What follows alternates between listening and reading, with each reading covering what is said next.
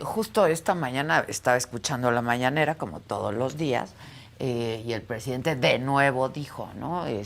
Ya ven que el INE no se toca con pues este sarcasmo que de pronto caracteriza al presidente, pero han sido manifestaciones muy genuinas, ¿no? Concentraciones muy genuinas, las dos que han tenido lugar en la Ciudad de México y en otras ciudades de la República, e incluso del extranjero, ¿no? Así se han sentido, muy genuinas. Sin duda alguna, porque la gente está muy preocupada, mucha gente valora lo que se construyó en las últimas décadas en nuestro país.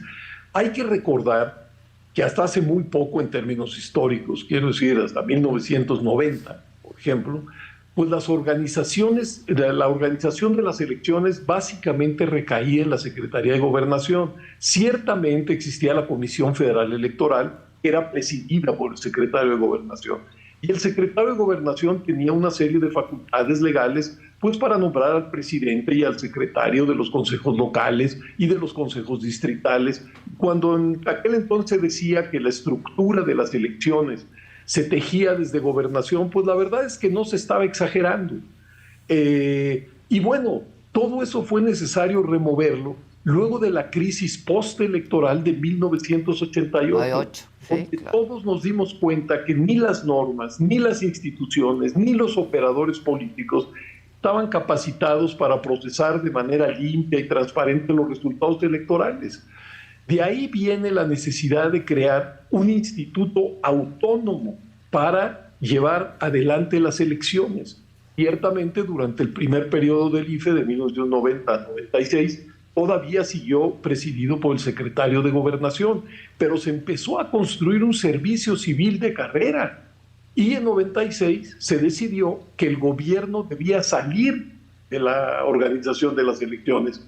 El secretario de Gobernación se hizo a un lado y quedó pues el Instituto Federal Electoral. Vean ustedes, nada más comparen lo que han sido las elecciones en nuestro país de entonces a la fecha y lo que eran en el pasado. Hay incluso un spot que el otro día escuché, precisamente del Instituto Nacional Electoral, que hablaba del número de elecciones que han organizado a lo largo de este tiempo. ¿Y qué es lo que hemos tenido? Pues elecciones auténticas. Es así que quien ha sido el mayor beneficiario de este sistema electoral es el partido Morena y el presidente Andrés Manuel López Obrador. Hoy, gracias a ese sistema electoral, Morena, bueno, y el presidente López Obrador gobiernan a México. Y gracias a ese sistema electoral, la mayor parte de los gobernadores son del partido Morena. Por eso a mí me resulta realmente muy difícil de comprender por qué quienes han sido beneficiarios del sistema electoral lo quieren destrozar. Lo quieren destrozar, sí, es un poco, pues es surrealista el asunto, ¿no? Por lo menos es muy difícil de explicar. Muy difícil de Salvo explicar y que de lo que se entender. quiera, o sea, salvo que, y esta salvedad creo que es importante, lo que esté detrás, pues es un resorte que una y otra vez activa el presidente. Al presidente no le gustan los órganos no alineados a su voluntad. Cuando el Poder Judicial no falla a su favor, descalifica al Poder Judicial. Cuando el Congreso no acepta una de sus iniciativas, como fue la de la reforma electoral constitucional, descalifica a los legisladores. No le gustan los órganos autónomos del Estado, no le gustan los otros partidos, no le gustan las agrupaciones civiles, no le gusta el periodismo independiente. Quisiera que la academia también siguiera sus lineamientos.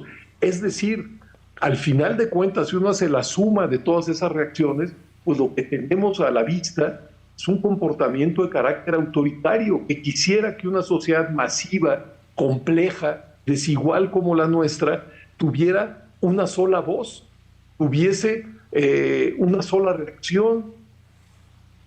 Déjame, Caray. sí, sí, lo entiendo perfectamente. Déjame hacerte esta pregunta, Pepe. ¿Cómo has visto la defensa del INE desde el INE? ¿No? Porque pues por lo menos al consejero presidente, a Lorenzo Córdoba y al consejero Murayama, pues se les acusa de muy protagónicos, ¿no? Eso entre la gente. Y luego, pues desde Palacio Nacional, también otra vez, todos los días señalamientos en contra, por lo menos de estos dos personajes y consejeros del INE. ¿Cómo has visto esta defensa del INE desde el INE, Pepe? Bueno, yo creo que el Instituto Nacional Electoral y sus principales funcionarios lo que han intentado es explicar una y otra vez el sentido de sus resoluciones.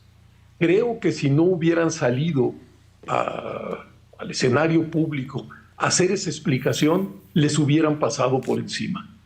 Yo creo que no puedo hablar por ellos, pero el protagonismo no está dado sobre todo, digamos, por las ansias de estos funcionarios de aparecer en público, sino por la necesidad que tienen estos funcionarios de aclarar una y otra vez los infundios que desde el gobierno y desde Morena pues se han dirigido contra ellos. Para decirlo de otra manera, yo creo que tanto Lorenzo Córdoba como Ciro Murayama, como el resto de los consejeros, han tenido que salir a la palestra pues para explicar sus actos, para defenderse de agravios y sobre todo para salirle al paso a un cúmulo de mentiras que realmente, digamos, a veces hasta parecen inverosímiles. Mira, Adela, el Instituto Nacional Electoral tiene ya 30 y tantos años, se creó en 1990. A lo largo de estos 30 y tantos años, las direcciones sucesivas del INE, del IFE-INE, han tenido conflictos momentáneos con distintos partidos. Yo creo que es más, creo que con todos los partidos. ¿Por qué? Porque en muchos casos pues, las decisiones del IFE o del INE no gustan a determinado partido y es natural que ese partido reaccione, haga sus declaraciones, vaya al tribunal para tratar de revertir esa decisión del INE. Todo eso está dentro de la normalidad, digo yo, democrática. Pero nunca desde su fundación hasta ahora, yo recuerdo embates desde la presidencia contra el Instituto Federal Electoral o el Instituto Nacional Electoral. Hasta donde yo recuerdo, los presidentes que precedieron al actual intentaron, y creo que lo lograron, no agredir al instituto que tiene que otorgar garantías de imparcialidad a todos.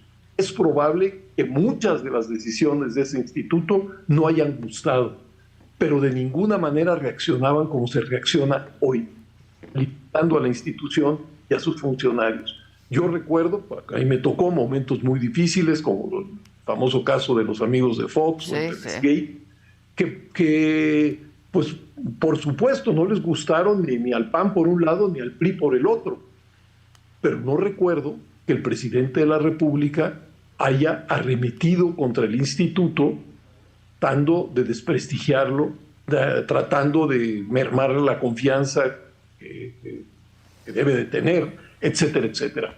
Entonces, creo que la actuación de los funcionarios del instituto ha sido la correcta en el sentido que han salido a defender con argumentos pues los infundios que se han lanzado en contra de ellos, a veces en lo personal y a veces contra la institución. Sí, ¿y consideras que han dejado de ser árbitros, como dice el presidente, para convertirse en activos defensores del instituto? Pues hasta donde yo alcanzo a ver, el Instituto Nacional Electoral ha puesto sanciones a todos los partidos políticos. Y todos los partidos políticos que en algún momento son sancionados van, como está diseñado, al tribunal para tratar de revertir. Pero ninguno de los otros partidos ha reaccionado como reacciona el presidente y su partido.